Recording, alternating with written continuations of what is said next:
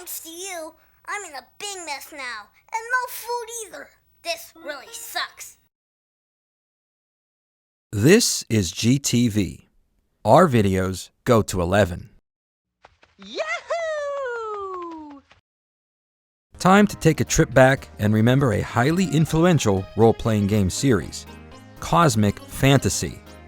Though it is often forgotten alongside the long list of other great RPGs out there, Cosmic Fantasy holds a special place in the hearts of many who played it in the early 1990s. The style of game that the series established lives on today, making it an important piece of gaming history that deserves not to be ignored.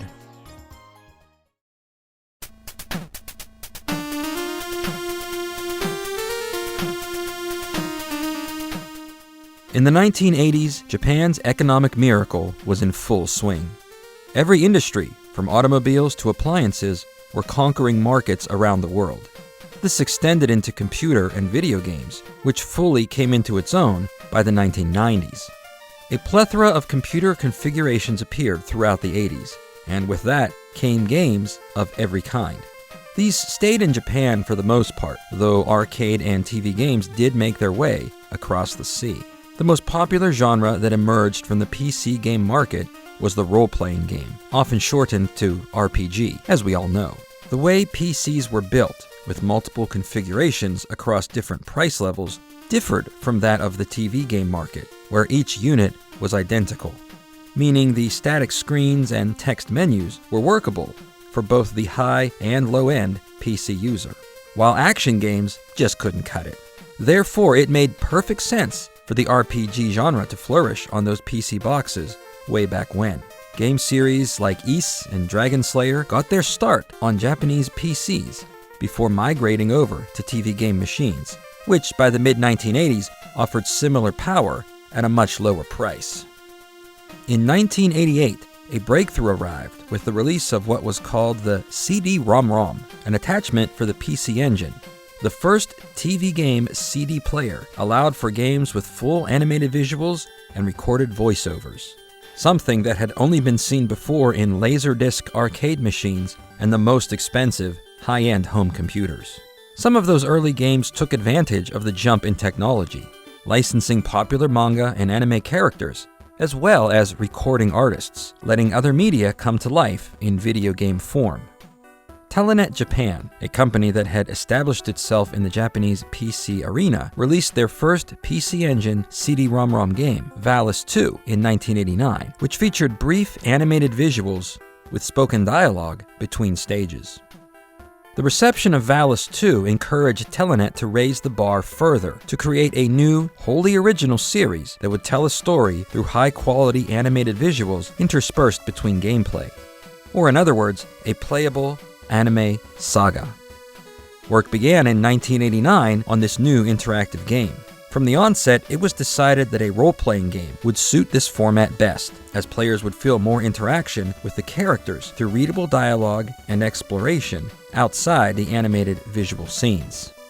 A rising star in the world of Japanese animation, Kazuhiro Ochi was recruited as the director, designer, and planner of this game. Kazuhiro Ochi had worked on multiple anime films and TV series in the 1970s and 80s as an animator, writer, and director, including Mobile Suit Gundam, Urusei Yatsura, and Fist of the North Star. With his previous experience with character designs for the PC game Deathbringer, Kazuhiro Ochi was in an opportune position to create not only a series, but a whole subgenre of RPG that would follow. The game would combine many of the elements of previous works that Kazuhiro Ochi had a hand in. A space opera with intense action, a strong protagonist, ribald humor, famous voiceover artists, and of course, cute girls. With that, the game would offer what is known in Japanese as oyakusoku, literally meaning the promise in English. But the best translation would be trope, something that a creative work sets up early on for a payoff in the end. Since the plan was to create a game featuring beautiful girls, naturally you'd be expecting the artist to deliver the goods, which of course was promised with a wink and a nod. With that in mind, the title of this game, Cosmic Fantasy, was a perfect fit.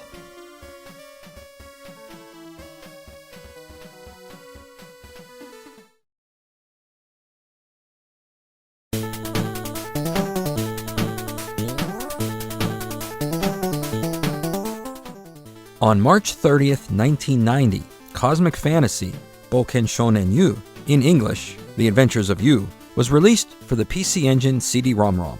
Lasersoft, a studio within Telenet Japan dedicated solely to games on CD-ROM, developed the game. Cosmic Fantasy is set in the far-off future, a century after the most advanced planets of the galaxy united in peace to form the Galactic Federation. The peace is maintained by an elite force, the Cosmic Security Company. Agents of the CSC are known as Cosmic Hunters. Their mission is to protect planets who have yet to develop modern technology from space pirates and other evil forces. The star of Cosmic Fantasy is Yu. Orphaned at a young age, Yu was taken in by the director of the CSC, and at age 14 is already conducting independent missions.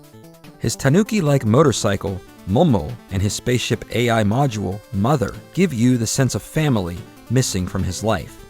On a routine flyby, Yu detects a distress signal emanating from the planet Norg. Though visiting Norg was not on his agenda, Yu crash lands on the planet and begins an investigation. There he meets several inhabitants of Norg, including Saya, a beautiful girl that Yu quickly develops feelings for, and Nyan, a talking cat from the planet Siamese, whose schemes often get him into trouble. On the planet Norg, Yu learns of the legendary hero, Titanus, who banished the evil demon Morgan from the planet generations ago. However, Morgan has returned to reclaim Norg and punish the descendants of Titanus. The people call on Yu to save the day. As the game unfolds, Yu discovers he has the ability to use psychic powers, something that he does not fully understand. As well, Yu and Saya develop feelings for each other as they learn each other's life stories and risk their lives to protect one another. When Yu liberates the planet Norg, he realizes that he must return back to the CSC. Saya and Yu can't bear to live apart, so Saya leaves Norg and joins the CSC, becoming partners with Yu on all his future adventures. The gameplay of Cosmic Fantasy is straightforward and resembles most other games that followed the formula set by Dragon Quest in the early days of the Japanese RPG boom. Yu navigates the overworld map, towns, and dungeons in a standard top-down point of view. He can interact with non-playable characters who offer advice or work at the inn or shops. Many of the characters are represented with a detailed drawing and voiceover.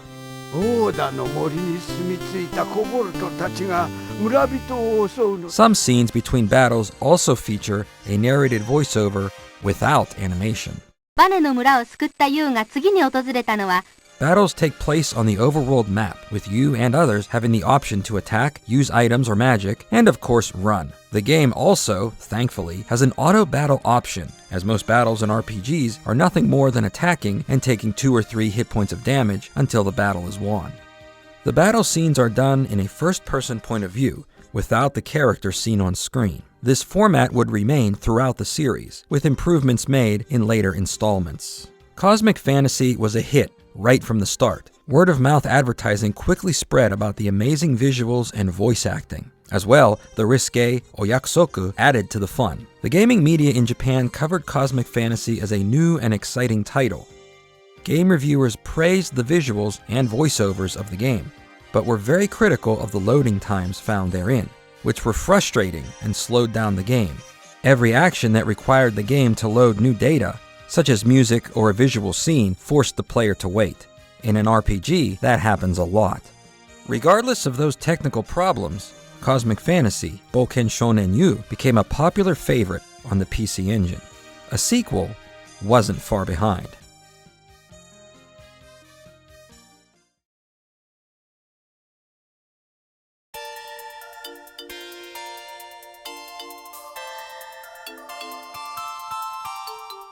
Telenet Japan released Cosmic Fantasy II, Boken Shonen Van, in English, The Adventures of Van, on April 5, 1991, just a little over a year after the original game. Cosmic Fantasy II takes place on the planet Idea.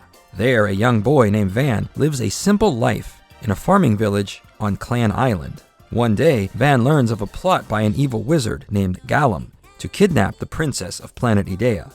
The identity of the princess is kept hidden for her own safety and can only be realized through a pendant that she wears. It turns out that Van's childhood sweetheart, Lara, is actually the princess and does become kidnapped.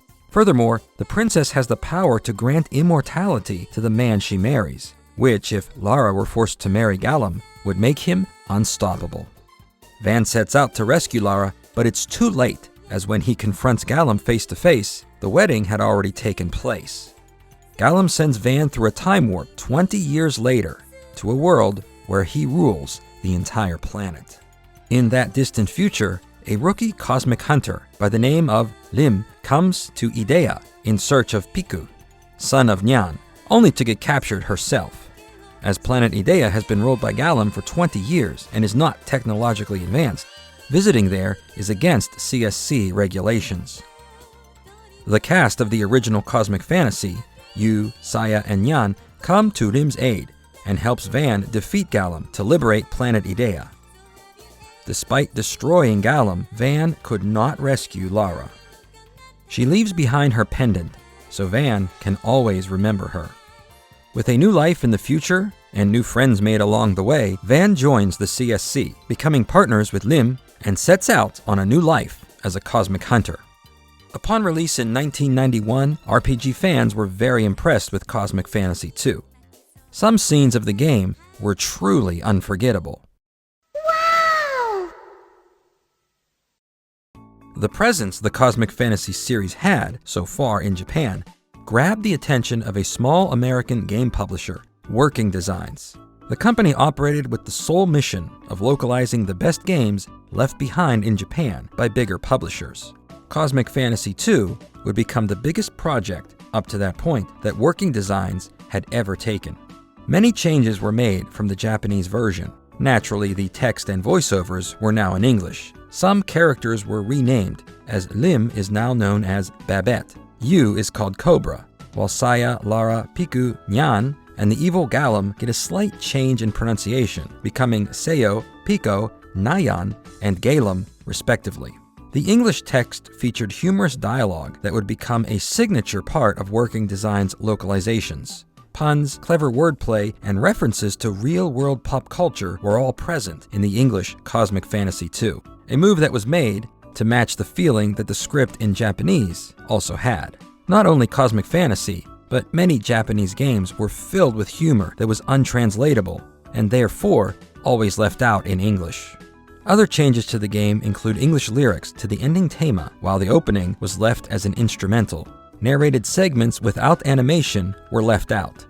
Some animation was altered. In some cases, this was done to match the English script, or to remove Japanese text, while others were changed to tone down certain scenes. The English Cosmic Fantasy II appeared in game stores in the final months of 1992. At this point in time, the 16-bit game market in the US was split about 60-40 between Sega and Nintendo, with Sega having the larger share. The TurboGrafx 16, America's PC Engine equivalent, hadn't come close to selling even 500,000 units, and the CD-ROM attachment required to play Cosmic Fantasy II sold even less. That didn't keep Cosmic Fantasy II from becoming a well-known game. Working Designs advertised the game heavily upon release in gaming publications. Those magazines previewed the game in advance and gave favorable reviews upon release. At the end of 1992, Cosmic Fantasy II earned the award of RPG of the Year from Electronic Gaming Monthly. Cosmic Fantasy II became the fastest and best-selling TurboGrafx CD game of that year. So popular, in fact, that Cosmic Fantasy II was, at one time, planned as a future pack-in game for the new Turbo Duo.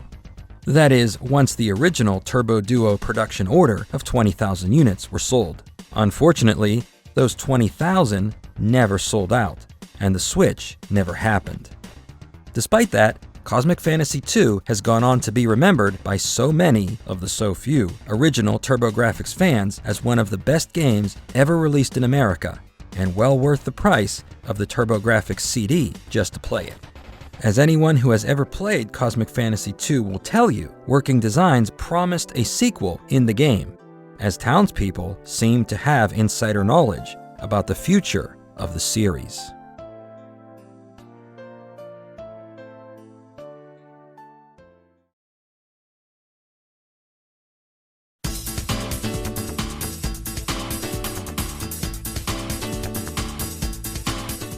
In 1991, NEC upgraded the PC Engine CD-ROM to allow more RAM for faster loading and better graphics. The new Super CD-ROM system was released as an attachment, as an upgraded system card for existing CD owners, and as an all-new, all-in-one machine called the PC Engine Duo. Lasersoft was just one of many companies who used the upgrade to their benefit, releasing the next Cosmic Fantasy game on a Super CD, with Cosmic Fantasy III, Boken Shonen Rei, in English, The Adventures of Lei, on September 25, 1992. With the extra power a Super CD provided, the game looked much better than the previous two. Visuals were more plentiful, longer, and took up more of the screen. Battles now showed each character's profile on screen, though at the expense of any detailed background. The quest was longer. The town and dungeon icons on the overworld map are replaced with one continuous scrolling area, and there was enough text to fill a book. All in all, making the game feel much more massive than the first two. In Cosmic Fantasy III, a space pirate named Gardo uses a time machine to go back in time 25 years to stop the creation of the CSC from ever happening, thus allowing the space pirates to plunder uninhibited in the future. Yu learns of the plot and goes back in time to prevent history from being altered. In the past, Nyan meets Lei, the main character of the game. Nyan explains to him that he's searching for a rare gem, the Sebelrakis Stone. It just so happens that a family of shady-looking cats seeks the stone as well. Lei lives on the planet Aira, a scientifically advanced world. He studies psychic powers, learning how to harness them into healing magic that can be used for good. A cohort of his is Mai, who also studies the art of psychic powers. Her brother is Daigo, the man who would later create the CSC. In the present day, he serves as CSC commander and is the boss of Yu and Saya. Daigo is the target of Gardo's mission.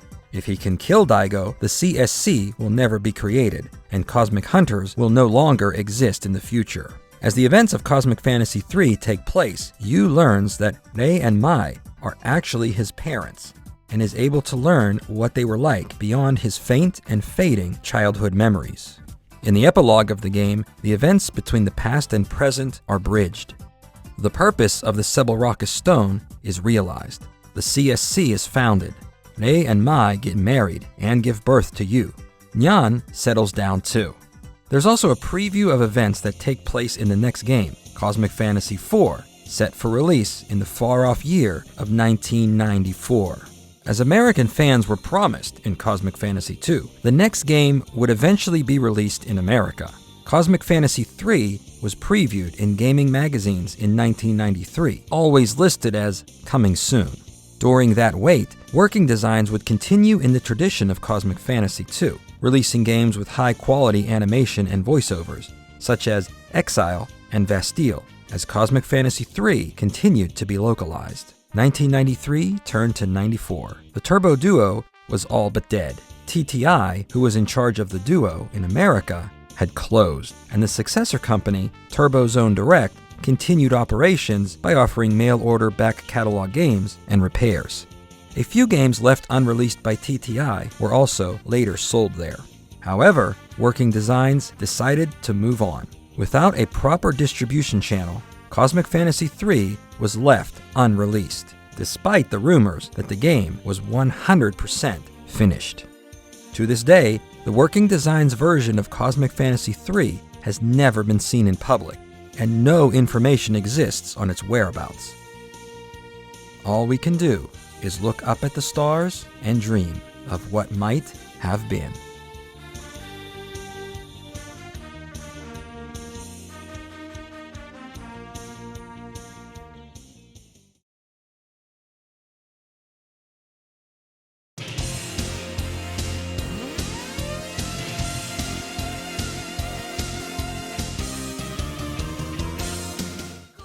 In 1994, the Cosmic Fantasy series continued on, following Yu's return to the present. In order to fit every idea into the next game, it was split into 2 discs. The 2 teams of Yu and Saya get 1 disc, while Van and Rim would star in the other. A contrast between past games, where each team would cross paths and trade off playable status throughout the game. Unlike games of a larger scale these days, the 2 discs were sold separately, released a few months apart that year. The first part, Cosmic Fantasy IV, Ginga Shonen Densetsu, Totsunyu Hen, Densetsu e no Prelude, was released on June 10, 1994, for the PC Engine Super CD-ROM. In English, the title means Cosmic Boy Takes Off, a Prelude to a Legend. For short, it's often just referred to as Chapter 1. Yu and Saya are sent on a mission to the planet Kazarin, where the princess, Saria, has been kidnapped. It also just so happens that Saya looks exactly like the princess and offers to stand in for her as Yu searches for the real, kidnapped Saria. In addition to the improved graphics over the first 3 games and more visual scenes than ever, the game begins with a text adventure which fills in the details of events since the ending of Cosmic Fantasy III, as now Yu and Daigo are aware of the time traveling Yu took part in to preserve the timeline of the universe. Upon completion of Chapter 1, the game says to be continued. Chapter 2 would arrive on November 25, 1994. The second game, Geki Tohen, Hikari no Umi no Naka de, in English, The Fierce Battle Into the Sea of Light, takes place on Van's homeworld, planet Idea. Now, 20 plus years later after Cosmic Fantasy II, Idea has joined the Galactic Federation, becoming highly advanced in the process. Annie, who knew Van from his previous adventure, issues an emergency distress signal. A wizard named Jirabel has appeared, terrorizing the planet while searching for Lara's magic pendant, something that Van has been entrusted with since leaving Idea. Since his battle with Galum, Van has been haunted by the events that took place all those years ago, feeling guilty he couldn't save Lara in the end. The second part of Cosmic Fantasy IV also begins with a text adventure that sets the stage for the proper game. Chapter 2 ties together all of the loose ends left behind from Cosmic Fantasy II and is the closest thing to a direct sequel. It's a shame that the game is unplayable in English, as those who have played the only English Cosmic Fantasy would love this game, seeing where Van's life had taken him. Chapter 2 serves as the series finale, as the game provides a happy ending for everyone. Van finally has closure with his old life. Everyone comes to terms with their feelings, as Van and Nim admit that they have loved each other all along and will continue their duties in the CSC as partners on missions as well as partners in life. While Yu also looks forward to the future, where he will someday take command of the CSC. The final post-credit scene features Yu telling the player that we saved the galaxy together. The Cosmic Fantasy saga had come to a close, but it wasn't all there was to the main series. Yu, Van, and all the rest lived on in other works fans could enjoy outside the main adventure.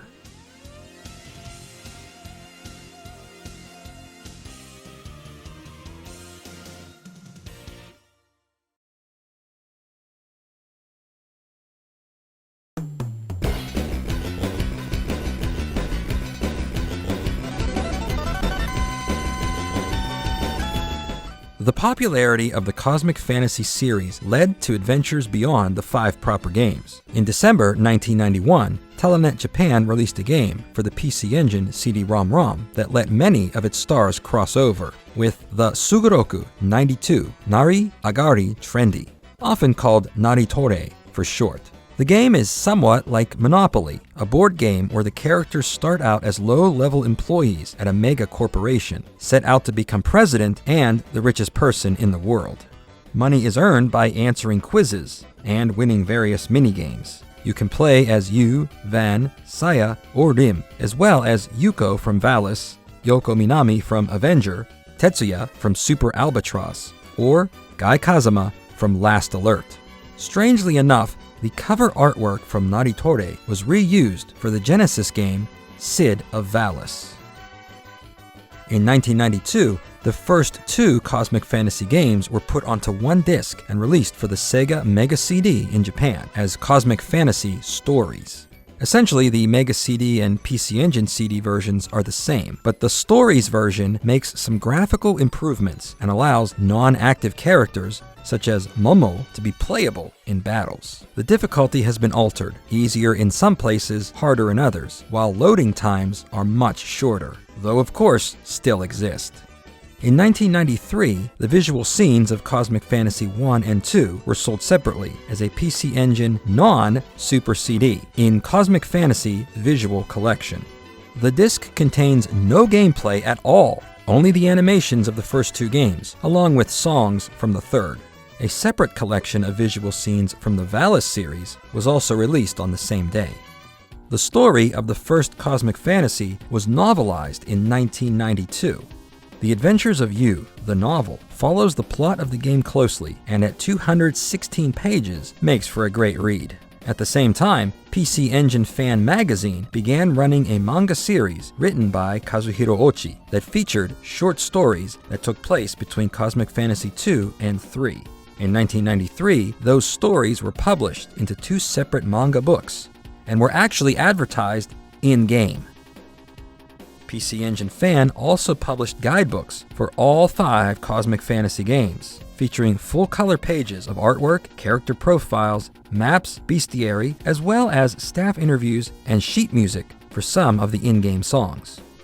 In 1994, a single-episode OVA was released on VHS and Laserdisc, Ginga Meihyo no Wana, in English, The Cosmic Cougar's Trap. Taking place after Cosmic Fantasy IV, Yu and Saya are confronted by a wicked female space pirate named Belga, who wants Yu all for himself. A CD soundtrack was also released alongside the OVA. In 1995, the final story in the Cosmic Fantasy saga was released as a CD radio drama, Ginga Shonin no Wana. In English, The Cosmic Merchant's Trap, continuing where the OVA left off, with Nyan as the troublemaker this time around.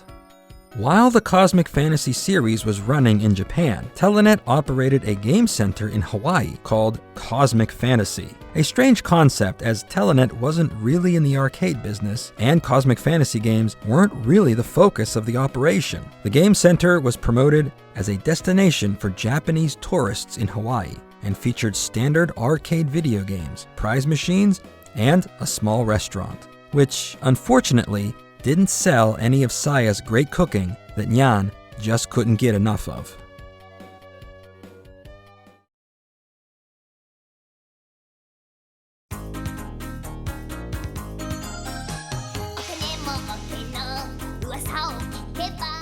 One great thing about the Cosmic Fantasy games is that they all have codes to access the animated scenes without having to play through the game. Sure, it's fun to earn it, but it's always nice to go back and see it all again on demand. There are also a few unusual Easter eggs you may have never heard about. Let's take a look at each secret code from every game. In the first Cosmic Fantasy, at the title screen, hold up, 1, 2, and select, then press Run to access the game's visuals. Technically, it's not a secret code because after the ending, the game tells you about this code. A nice thing to do. There's also a second code that displays a short promotional message from Tomomi Nishimura, who sings the opening tema of the game, Into the Sea of Light. The message informs the player of Tomomi's boutique, called Tomorrow's, located in Tokyo, not far from Harajuku Station. At the shop, you can buy her albums and other related goods. The shop was only around for a year, so it hasn't existed for a long time. What's more, there was a contest that was held, wherein the first 50 people who could finish Cosmic Fantasy could mail this secret code on a postcard to Lasersoft for a small present. What the prize exactly was, however, is lost to time. In Cosmic Fantasy 2, the code is a little different. For the Japanese version, at the PC Engine CD startup screen, hold up, 1, 2, and select, then push Run. Hold the buttons until the selection screen appears. For the American version, hold left and select, then push Run, and of course, hold the buttons down. The Japanese ending once again informs the player what the code is, and offers the first 50 people who finish the game a present. Nyan reminds you that with the code, you can watch the shower scene over and over again to your heart's content, much to Rim's chagrin. In Cosmic Fantasy III, there are a lot of fun secrets you can unlock using the name registration screen. First, to access the visuals and sound test, enter Ni-ku-kyu-u. Now you can watch or listen to every part of the game without having to play it. But there's more. If you enter that you love Saya, Rim, or Mai, you'll be treated with a special scene that you need to be 18 to see. Wow! In Cosmic Fantasy IV Chapter 1, you can access the visuals and sound by entering Nyan no Shippo, meaning Nyan's tail in English. Entering the name Laser will let you bypass the text adventure and get right to the good part of the game. But beware, if you skip this, you will miss out on several visuals that you can't access otherwise. If you don't have a Super System Card 3.0, you can't play the game, and are instead greeted with a message telling you to get the upgrade. If you have the Duo, you can still see this by entering VER1 as your name. There's also a fun little diversion hiding in Chapter 1. Enter Nyan Tataki, Nyan Attack in English, and you'll be treated with a fun little minigame, Nyan's Whack-A-Mole, the kind of minigame that would have made Naritore much, much better. Just be sure to hit Nyan and avoid missing Saya for a high score.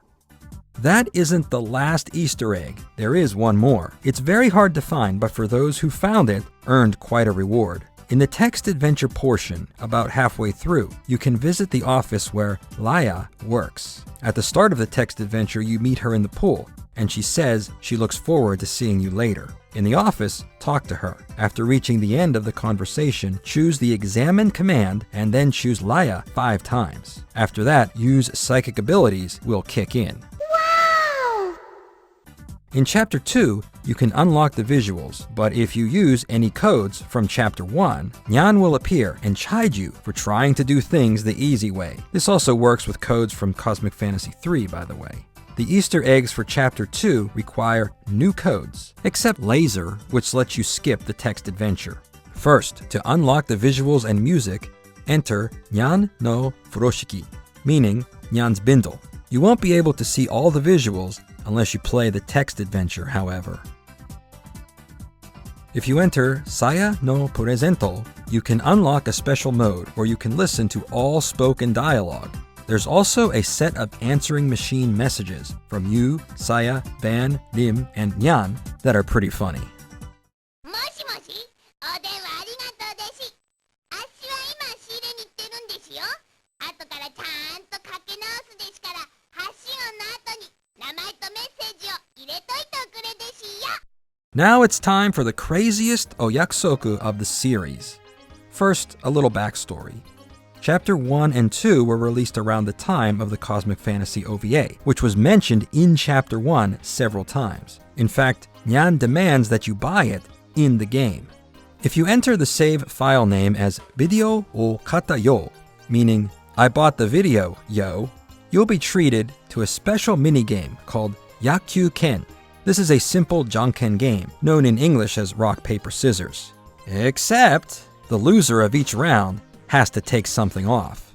If you lose, you lose. Game over. But if you win, well... I am strong. If you can make it through each round, you can send a postcard to Lasersoft where 20 people will receive a super special present. From the looks of it, you have to be 18 to receive it, so whatever it was, it must have been pretty hot. As an aside to that aside, the first Yakyuken game and the first adult game ever appeared on the Sharp MZ80 computer and was developed by Hudson Soft in 1979. Take that, Streaker! Take that, Custard's Revenge! In the full-motion video era of gaming, the genre reached its peak, but that's a topic for another time.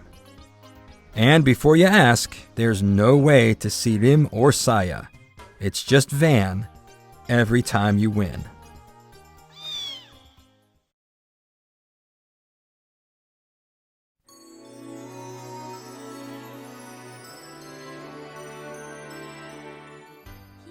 When the Cosmic Fantasy series began in 1990, the big hook was that top-tier anime voiceover talent would be featured in the game. Actors in games had been done before, but never to the extent of having a full ensemble. As we discussed before, animator Kazuhiro Ochi was the chief designer of the series, But who were the voices behind his creations? Let's take a look at each major voiceover artist and some of their most popular works. Maybe you've heard them before and didn't even know it. Yu was voiced by Minami Takayama. Prior to and during the run of Cosmic Fantasy, Minami Takayama was well known as the voice of Nabiki Tendo from Ranma 1/2 and Kiki of the Ghibli film Majo no Takubin, known in English as Kiki's Delivery Service. Her most famous role came a few years later as the voice of Detective Conan. Beyond anime, Minami also provided voices for many video games, including Mia in the Dot Hack series and Pit from Super Smash Bros. Minami Takayama also sang the opening theme for Cosmic Fantasy 3 and 4. Saya and Momo were voiced by Yumi Takada. Before Cosmic Fantasy, she had a long career with roles in Doraemon, Urusei Yatsura, and Space Hunter Cobra. In fact, there are just far too many roles to mention all of them. Her most famous one is that of Yoshinaga Sensei from Crayon Shin-chan, which she played from 1992 to 2009. Van was voiced by Toshihiko Seki. His breakout role was JJ from Zillion in 1987. He also had a role in Ranma 1/2, playing Moose. His most prolific role after Cosmic Fantasy was Raoul Le Creuset from Mobile Suit Gundam Seed. He can also be heard in Naruto and Bleach. Rim was voiced by Hiromi Tsuru, who was also a cast member of Ranma 1/2 in the role of Ukyo. Her most famous and longest-running character role was Bulma from Dragon Ball, which she voiced for 3 decades. She also provided the voice of Dokin-chan in the kids' anime Anpanman for nearly 30 years. Hiromi Tsuru passed away in 2017 at the age of 57 while still performing both of these roles. Nyan and Piku were originally voiced by Seiko Nakano. Her most well-known work was Dr. Slump, where she played the role of Gatchan. Cosmic Fantasy 2 was actually her final role, as Seiko retired from voice acting after 1990. She was replaced by Sanae Miyuki, who played Botan in Yu Yu Hakusho. In addition to playing Nyan and Piku, she also sang the ending theme for Cosmic Fantasy 3 and 4. As for Kazuhiro Ochi, following Cosmic Fantasy, he continued right where he left off, directing various anime series for TV and the big screen. Mobile Battleship Nadeshiko and Angel Tale are just 2 examples where his influence and that Cosmic Fantasy-esque feeling shines through.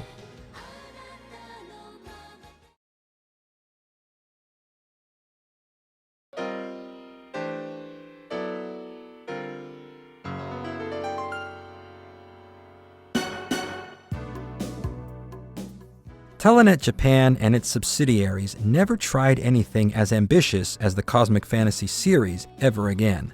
In the mid-90s, the company fell on hard times, forcing to restructure to stay alive. Some members of Telenet's Lasersoft division left the company, forming a group called Wolf Team, which operated with a minority ownership stake from Telenet. With support from Namco, Wolf Team created the long-running Tales of series, beginning with Tales of Fantasia for the Super Famicom in 1995 and Tales of Destiny for the Sony PlayStation in 1997. Wolf Team was fully absorbed by Namco in 2011, and the series still exists today, with the latest entry, Tales of Arise, appearing in 2021.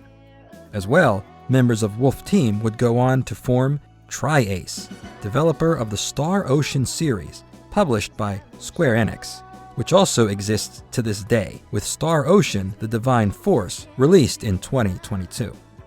Telenet Japan maintained operations into the 21st century. Most of its releases in the final years were pachinko and mahjong games. Telenet Japan closed its doors for good in October 2007. Telenet's assets were purchased by Sunsoft a few years later, leading to various reissues of older games. The Cosmic Fantasy series was never available on the Wii Virtual Console, Xbox Live Arcade, or PlayStation Network, but can be played on modern PCs. In 2018, Cosmic Fantasy 1 and 2 were released on Project Egg, an online service that makes out-of-print video games available for all. The visual RPG subgenre continued on throughout the 1990s. Other series for the Mega CD, Sega Saturn, and Sony PlayStation flourished during this time. Lunar, Popful Mail, and Magic Knight Rayearth were just some of the games Working Designs had localized that were similar in style and presentation to Cosmic Fantasy. Not to mention the other games the company was able to bring over from Japan, and dozens more left behind that integrated high-quality anime with standard gameplay. The business of localizing such games to the West was too much to bear for Working Designs, forcing the company to close in 2005. Today, the type of game that made Working Designs so famous and respected, which started with Cosmic Fantasy, doesn't really exist anymore. Computing power has increased so much since the days of the PC Engine that nearly all role-playing games seamlessly transition between gameplay and visuals.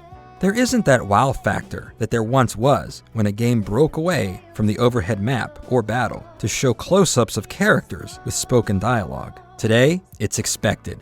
Other genres beyond the RPG, all of them really, feature visuals of some kind, where the distinction between gameplay and animation barely exists. It isn't so much that games like Cosmic Fantasy and those that came later faded away.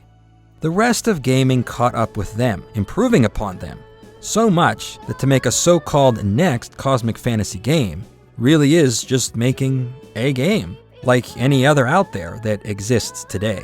You might feel a slight sadness when you realize that games of this type are no longer made, but you can also say it's a great thing that the DNA of so many modern games retain traits that were established in some of our favorites made decades ago.